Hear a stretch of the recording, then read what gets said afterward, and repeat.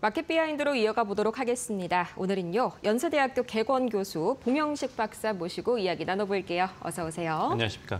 네, 계속해서 에이펙이 드디어 이제 다음 주 앞으로 다가왔습니다. 관련해서 정말 드리고 싶은 질문들이 많은데 우선 뭐 두 가지 포인트가 있는 것 같습니다. 첫 번째가 미중 간의 정상회담이고 또 이제 우리와 미국 간의 정상회담도 중요할 텐데 뭐 전반적으로 보셨을 때 현재 상황 좀 긍정적인 방향으로 좀 가닥을 잡고 계실까요? 그렇게 볼 수가 있죠. 왜냐하면은 이제 중국 측에서 전격적으로 히토류 통제 정책을 발표했을 때 트럼프 정부가 여기에 격하게 반응을 했지 않습니까? 그 중에 하나가 에이펙 정상회의 참석을 취소할 수도 있다. 시진핑 주석과 만날 이유가 없어졌다. 이렇게 경고를 했죠. 에이펙 의장국인 우리나라 입장에서 보면 굉장히 안 좋은 조짐이었는데 다행히 그다음에 트럼프 대통령의 말을 바꾸면서 시진핑 주석과 만나서 생산적인 이야기를 하겠다. 에이펙 정상회의 결과를 기대한다고 했어요. 그렇게 본다면 일단 미중 간의 무역 갈등이 악화된 상황이긴 하지만 여기에 대한 해결의 장으로서 경주 에이펙 정상회의에 중국과 미국이 관심을 보인다는 자체는 우리 측으로서는 굉장히 긍정적인 현상입니다. 따라서 히토류 수출 통제 정책에 대한 미국의 이런 보복 관세, 그리고 거기에 대한 중국의 반응, 여러 가지 변수가 지금 진행 중이지만 이런 부정적인 상황을 타개하기 위한 협상의 장으로서라도 경주 에이펙 회의가 중요시 됐다는 것, 이것은 우리 정부로서는 그렇게 나쁜 현상은 아닙니다. 네, 다시 한번 이제 전 세계 시선이 경주로 몰리고 있는 상황인데 우선 뭐 미중 갈등부터 첫 번째로 한번 좁혀서 보도록 하겠습니다. 이제 양국이 직접적으로 충돌할 만한 요인이 사실상 저는 낮다라고 보거든요. 이 말씀 주신 뭐 히토류 통제 중국 측에서의 카드고요. 또 미국에서는 추가 관세랑 이제 반도체 장비 관련해 가지고 굉장히 통제를 하고 있죠. 이게 정말 장기적으로 봤을 때에는 양국이 어느 정도 약간 관리 가능한 그런 경쟁 체제로 좀 전환할 수 있다. 이런 분위기도 좀 나오고 있습니다.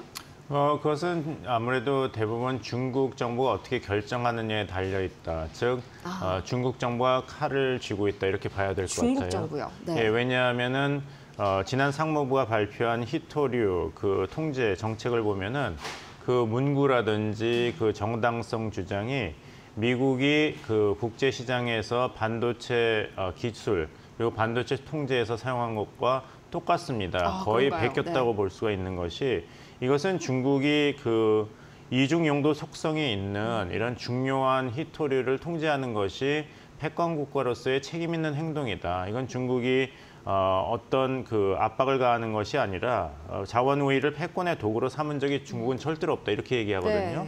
그래서 미국이 반도체 우위를 패권의 도구로 삼는 것이 아니고 이중연도 위험성이 있기 때문에 책임 있는 국가로서 다른 나라와 협력하기 위해서 반도체 장비라든지 기술을 통제하는 거 이렇게 얘기한 거를 그대로 사용한 것이에요. 네, 맞네요. 네, 근데 반도체 같은 경우는 제일 좋은 반도체를 사용하는 길이 막히더라도 중국 입장에서는 그보다 낮은 단계의 반도체를 사용하거나 자국 생산의 양과 그 속도를 높여가지고 어느 정도 버틸 수가 있는데 이 정제된 히토류라는 것은 미국 입장에서 본다면은 대체 불가능한 것이거든요. 중국이 전 세계 매장량의 49%, 그다음에 생산량의 69%, 그리고 제일 중요한 말씀드린 정련된 당장 쓸 수 있는 히토류의 92%를 독점하고 있는데 미국이 이것을 단기간에 대체할 수 있는 능력이 없습니다. 따라서 적어도 1년, 길게는 5년 동안 중국이 히토류 수출 통제에 있어서는 미국의 아픈 데를 쥐고 있다 이렇게 봐야 될 것 같아요. 거기서 중국이 얼마나 강하게 이번에 나오는가 아니면 중국을 달래기 위해서 미국이 얼마나 중국에게 양보할 것인가가 이번에 트럼프 대통령과 시진핑 주석 간의 만남에서 관전 포인트라고 할 수 있죠. 네, 계속해서 이제 우리가 보통 생각을 해봤을 때 아직까지는 좀 미국이 패권이 더 강하지 않나, 뭐 군사력 측면에서 더 우위에 있지 않나라고 생각을 하겠지만 히토류의 이 특성상 미국이 뭐 말씀 주신 대로 자국 산업을 키우는 데는 단기간에 사실상 불가능합니다. 그런 측면에서 중국이 현재 칼자루를 쥐고 있다는 점이 참 좀 흥미롭네요. 이어서 이제 주말 사이에 워싱턴에서는 한국과 미국 간의 이 통상 협상이 이어졌는데 뭐 이제 정책실장 김용범 정책실장 말을 들어보니까 뭐 외환 시장 통화 수합 관련해서는 좀 긍정적으로 어느 정도는 약간 가닥이 잡힌 것 같습니다. 다만 이제 이 3,500억 달러의 대미 투자 펀드 이게 과연 좀 집행 방식이 어떻게 될지가 중요한 것 같은데 일본과 좀 비슷한 그림이 나올까요? 아니면 조금 더 긍정적으로 기대해봐도 괜찮을까요? 먼저 이 인천국제공항에서 김영복 정책실장이 이야기한 것과 네. 대조가 되는 것이 위성락 안보실장의 이전 발언 그리고 같은 공항에 도착했던 구 부총리의 발언입니다. 네. 구 부총리는 지난번에 환율 문제에 대해서는 미국과 타결이 됐다고 얘기했다가 그렇죠. 그렇다면 통화수화부가 체결된 것인가 했을 때 대통령실 대변인이 나와서 그런 것이 아니다. 미국 측에서 한국에 대해서 환율 조작에 대한 의심을 제기했는데 그것을 해소한 것이다. 이렇게 한 발 물러섰거든요. 네. 그래서 통화수화법 없이 어떻게 환율 정책에 대해서 미국과 협상 타결했다고 발표를 하는가. 이런 비판을 받았기 때문에 이번에 구 부총리는 말을 굉장히 절제하는 모습을 네, 보였습니다. 유보적이었죠, 상당히. 네. 그것과 비교한다면 김영범 정책실장 이야기는 사회자님께서 말씀하신 것처럼 굉장히 긍정적인 톤을 강조하려고 했지만 그럼에도 불구하고 여전히 조율 필요한 한두 가지가 남아있다고 했어요. 네. 그리고 환율 통화 스와프라든지 환율 정책에 대해서는 아직 협상이 진행 중이기 때문에 말을 아끼는 것이 좋겠다 얘기했기 때문에 이 김영범 정책실장의 발언을 가지고 아이팩 계기로 한미 간의 무역 협상이 타결될 가능성이 높아졌다고 이야기하기에는 네. 사실상 좀 조심스러운 행보를 보이는 것이 합리적이 아닌가 생각합니다. 왜냐하면은 대부분의 쟁점에서 실질적인 진전이 있었다 얘기했는데 얼마나 실질적인 진전이냐에 대해서는 내가 방미하기 전보다는 사흘 네. 동안에 미국에서 설득하기 전보다는 에이펙을 계기로 양국 간의 협상 타결 가능성이 커졌다거든요. 그러면 방문 사흘 동안에 진전이 있었다는 것이지 그렇다면 내가 미국에 가서 사흘 동안 뭐 통상 교섭분장도 가고 부총리도 갔지만 그 전까지는 얼마나 트럼프 정부의 입장이 강경했는가를 반증하는 발언이죠. 네. 가지 않았으면 에이펙 때 한미 간의 협상 타결이 가능성이 거의 없었다는 것을 오히려 인정하는 발언이거든요. 그렇다면 그렇게 강한 미국의 입장에서 어느 정도 성과가 있다 하더라도 여전히 한두 가지가 남아있다는데 그 한두 가지 때문에 양국 간의 관세 협상 타결이 안 될 가능성이 있지 않습니까? 네. 이 이슈의 숫자가 중요한 것이 아니죠. 현금으로 다 내라. 업프런트, 그렇죠. 선불해라. 그리고 3,500달러에서 절대 양보할 수 없다. 이런 식으로 강경하게 나오고 있는데 결국에는 트럼프 대통령을 설득하는 데 성공을 했느냐. 네. 지금 우리 기업 총수들 골프를 쳤고 베센트 재무장관과 러트니 상무장관을 통해서 우리의 입장을 전달하긴 했지만 결국에는 결정의 권한은 대통령에게 있는 것이기 때문에 그 선을 넘지 못했다면 우리가 아무리 사흘 동안의 소기의 성과가 있다 하더라도 이 핵심 쟁점에 대해서 과연 우리가 의견을 접근했다는 것과 네. 타결했다는 건 굉장히 큰 차이입니다. 여기에 그렇죠. 대해서는 그래서 김영훈 정책실장의 이야기를 타결이 확실시 된다. 29일. 이재명 대통령과 트럼프 대통령이 만나면 이렇게 보기까지는 좀 더 구체적인 정보를 우리가 기다려봐야 되는 것이 아닌가 생각합니다. 네, 말씀 주신 대로 이 사실상 많은 진전이 있었다 이런 표현이 나왔지 거기에 대한 구체적인 어떤 내용은 사실 언급된 바가 거의 없습니다. 이 부분에 대해서는 아직까지 좀 시장이 불확실성을 가지고 지켜봐야 한다 이렇게 말씀을 주셨고요. 또 이어서 이제 만약에 이 한미 관세 협상이 타결이 된다면 뭐 우리 주력 산업 예를 들면 반도체도 그렇고요. 특히나 자동차와 뭐 의약품 이 부분에 상당히 좀 호재로 작용이 될 것 같은데 우선은 가장 먼저 자동차 25%에서 15%까지 좀 기대해봐도 괜찮을까요? 타결이 된다면 당연히 15%가 적용이 되겠죠. 네. 그것만 해도 우리가 코러스 FTA가 있을 때는 사실 우리가 대미 자동차 수출이 관세가 사실상 0%였지 그렇죠. 않습니까? 근데 이제는 15%도 고마워하는 입장이 돼버렸습니다. 그만큼 이제 트럼프 행정부 얼마나 관세 폭탄을 집요하게 추구하는가 이것이 새로운 현실이 되었다 이런 말씀을 드리겠습니다. 지금 일본과 미국 간에는 관세 협상이 타결이 됐기 때문에 네. 우리의 수출 경쟁인 미국 자동차 회사들은 미국 시장에서 15% 관세로 판매를 하고 있죠. 근데 우리는 25%지 않습니까? 그것을 이제까지는 워낙 이게 원과 달러 사이의 환율이 높아졌기 때문에 1,400원 이상이 됐기 때문에 수출 경쟁력, 가격 면에서 조금 나아졌다. 이것으로 버티고 있는 것으로 보여요. 근데 언제까지 이럴 수는 없기 때문에 이 한미 간의 관세 협상이 타결이 돼야지 우리의 수출 주요 산업 종목 중에 하나인 이제 대미 자동차 수출이 이제 숨통이 트이겠죠.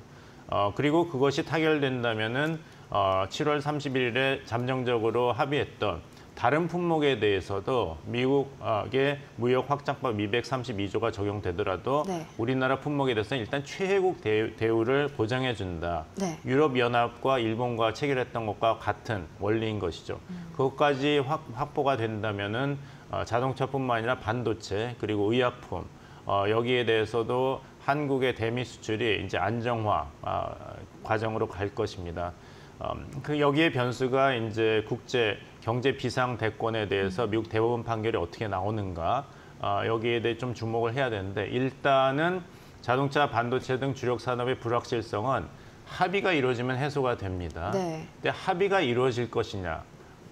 저희가 처음 얘기했던 첫 번째 질문은 다시 돌아가게 되는 것이죠. 그렇죠. 이것이 이제 트럼프 대통령의 결심에 달려 있습니다.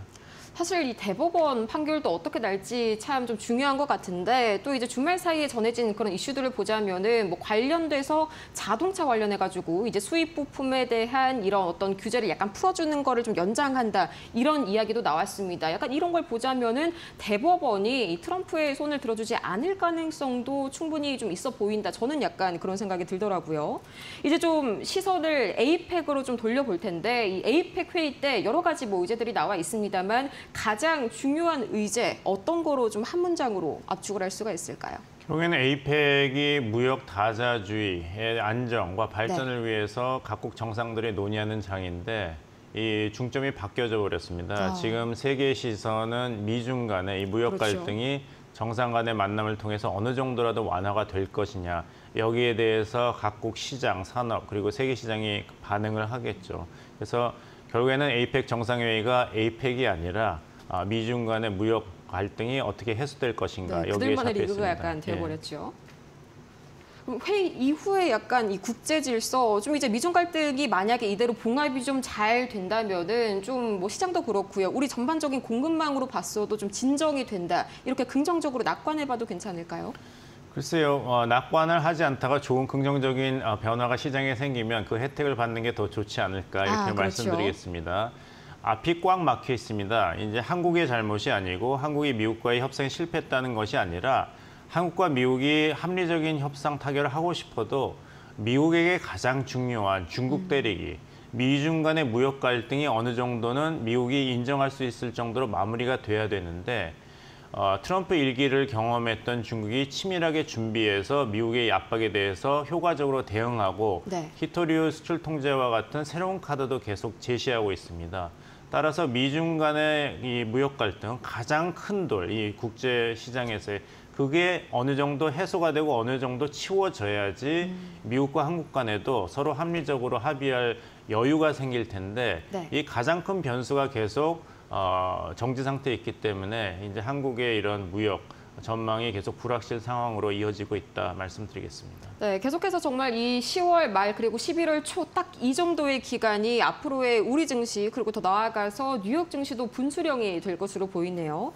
이제 29일부터 30일까지는 뭐 한미, 미중, 한중 이렇게 릴레이 회담이 좀 진행될 예정인데 우선 29일에 한미 정상회담이 진행이 될 예정이고요. 이제 30일이 양국 그러니까 중국과 미국의 이런 정상 체류 기간이 겹치기 때문에 이날 좀 이제 미중 회담이 될 가능성이 높습니다. 이어서 그럼 자연스럽게 30일 이후에 한중 정상회담 순으로 좀 흘러갈 텐데 순서에 따라서 약간 관전 포인트 어떤 게 있을까요? 11월 10일이 미국과 중국 간에 합의한 90일 관세 유예의 종료 기간입니다. 네. 그래서 에이펙이 더 시기적으로 중요하다, 적절하다 이런 얘기가 자꾸 나오는 것이 그 레드라인을 양쪽 어느 쪽도 넘고 싶지는 않겠죠. 네. 그래서 이제 한 미중 간의 무역 협정이 10월 말 11월 초에 있는 경주 에이펙에서 어느 정도 타결적으로 방향을 잡는다면 그것을 토대로 해서 우리가 미국과의 이런 관세 협상도 마무리를 지을 수 있을 것이고 말씀하신 대로 한중 간의 정상 외교도 실질적으로 가동할 중국 측에서도 그걸 긍정적으로 수용할 여유가 생기게 되겠죠. 네, 우선은 이 미중 간의 기본적인 틀이 마련이 되어야 그 이후에 우리도 세부적인 그런 것들을 중국과 논의해 볼 수 있지 않을까 합니다. 이제 이 굉장히 뭐 미국 측에서는 이제 대미 투자 관련해서 굉장히 우리에게 압박을 가해오고 있고요. 또 중국의 경우에는 최근에 캄보디아에서 또 한국인 납치 사태로 인해서 상당히 좀 여론이 안 좋게 부정적으로 악화가 된 상황이죠. 어느 때보다 우리 국권수가 정말 절실한 상황인데 가장 시급한 과제 어떤 게 있을까요? 일단은 너무 섣부른 타결을 해서는 안 된다. 뭐 일본 모델을 그대로 따르면 되지 않겠냐는 압박이 미국 측으로 계속 나오고 있지 않습니까? 네. 하지만은 죄송합니다. 한국과 일본 간의 있는 경제적인 체질이라든지 그런 구조가 전적으로 다르기 때문에 너무 미국의 압박 때문에 마음이 급해져서 섣부른 협상을 한다면은 우리 산업 경쟁력이라는 경제에 대해서는 엄청난 타격이 오게 됩니다. 네. 3,500억 달러를 제조업에 투자한다는 것을 어떻게 보면 되냐면 우리 경제에서 제조업에 기업들이 투자한 게 한 해에 약 1,000억 달러 규모입니다. 근데 미국의 제조업에 3,500억 달러를 준다면 역설적으로 얘기했지만 한국은 국내에서 앞으로 3년 반 동안 제조업을 안 한다는 얘기거든요. 그렇죠. 그렇다면 캄보디아에 가는 이제 청년들 같은 청년 실업에 고생하는 20대의 문제는 더 악화될 수밖에 없기 때문에 이게 비단 경제적인 문제뿐만 아니라 정치적으로도 굉장히 조심해서 결정해야 될 문제라고 말씀드리겠습니다. 네, 마찬가지로 여러 가지 안건이 얽혀 있는 만큼 좀 우리도 관조적으로 신중하게 접근을 할 필요가 있는 것 같습니다. 이렇게 해서 오늘 연세대학교 개건교수 봉영식 박사와 함께 이야기 나눠봤습니다. 좋은 말씀 고맙습니다.